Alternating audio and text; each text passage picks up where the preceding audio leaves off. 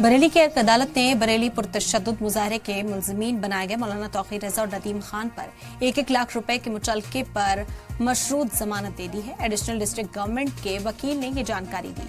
Advocate Mahesh Singh Yadav ने बताया कि दोनों मुलजमीन ने अपने वकीलों के जरिए से एडिशनल सेशंस जज अमृता शुक्ला की अदालत में जमानत अर्जी दायर की थी। हालांकि इस जमानत के बाद भी मौलाना तौकीर रजा जेल से बाहर नहीं आएंगे क्योंकि उन पर 6 दीगर मामलात में जमानत अभी बाकी है।